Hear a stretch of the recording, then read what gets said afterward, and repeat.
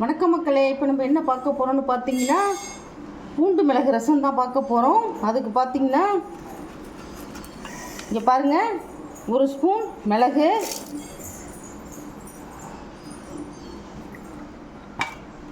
1 spoon சீரகம்,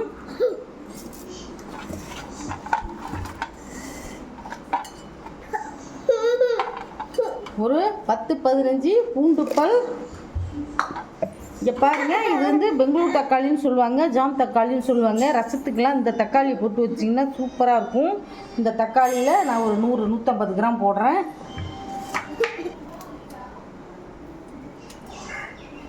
இங்கே பாருங்கள், சின்ன வெங்காயம் இருந்தால் ஒரு 3 பீஸ் போட்டுக்கலாம். என்கிட்ட சின்ன வெங்காயம் கிடையாது, தீர்ந்து போச்சு. அதனால பெரிய வெங்காயமும் போட்டுக்கலாம். அதில் ஒரு 1/4 அதையும் நான் அதை கட் பண்ணி போட்டு இப்போ நல்லா பேஸ்ட்டாக அரைச்சி உங்களுக்கு காட்டுறேன். இப்போ பாருங்கள், நல்லா பேஸ்ட்டாக அரைச்சிட்டேன். இப்போ கடைசியாக நம்ம மிக்சியை எடுக்கும்போது ஒரு 2 கொத்து கருவேப்பிலையை சும்மா ஒரு சுற்று ஒன்றும் அதிகமாக அரைச்சிக்கணும், நைட்ஸ் அரைக்கக்கூடாது. ரசத்துக்கு தேவையான உப்பும் மஞ்சள் பொடியும் போட்டு வச்சுருக்கேன். கல் உப்பு தான் போட்டிருக்கேன். இப்போ அரைச்ச இதில் ஊற்றிடலாம். போட்டு அரைச்சி எவ்வளோ வாசனை மணமாக இருக்குது பாருங்கள். இப்போது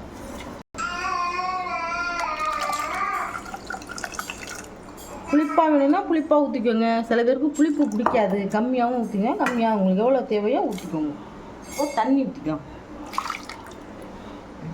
ரசத்துக்கெலாம் இப்போ வந்து தக்காளி அதிகமாக போட்டு புளியை குறைச்சி ஊற்றினீங்கன்னா சூப்பராக இருக்கும்.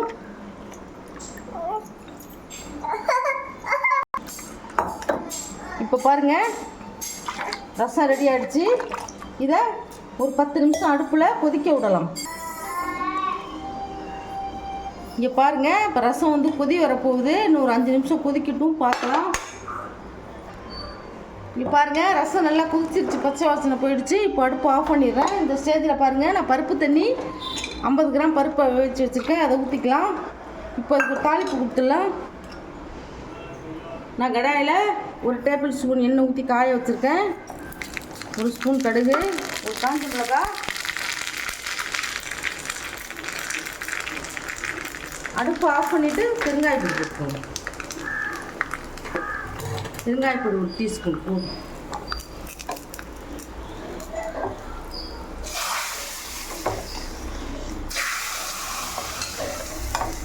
இப்போ பாருங்கள், ரசம் ரெடி. மிளகு பூண்டு பருப்பு ரசம் ரெடி ஆகிடுச்சு. இங்கே பாருங்கள், அது ரொம்ப ரொம்ப டேஸ்ட்டாக அருமையாக இருக்கும். இதுக்கு உருளைக்கிழங்கு, வாழைக்காய் எல்லாமே, அப்பளம் எல்லாமே நல்லாயிருக்கும். இந்த மாதிரி நீங்களும் வச்சு கொடுத்து பாருங்கள். இந்த ரெசிபி உங்களுக்கு பிடிச்சிருந்ததுன்னா எங்கள் சேனலை ஷேர் பண்ணுங்கள், லைக் பண்ணுங்கள், சப்ஸ்கிரைப் பண்ணுங்கள். அப்போ தான் நாங்கள் போடுற வீடியோலாம் உங்களுக்கு வந்து சேரும். தேங்க்யூ, பாய்.